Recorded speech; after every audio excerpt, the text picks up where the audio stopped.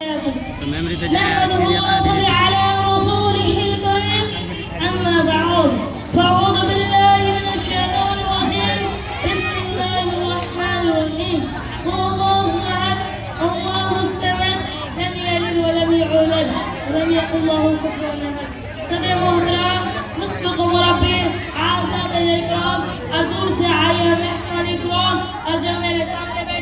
साथियों, आप लोगों के सामने एक छोटी सी तकरीर लेकर खड़ा हूँ।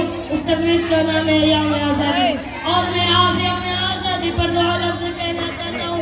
15 अगस्त 1947 को हमारा प्यारा मुल्क हिंदुस्तान आजाद हुआ था। यानी हमें शहीद और कुर्बानी का याद दिलाता है, जिन्होंने हमें आजादी दिलाने के लिए अपनी जान दे दी।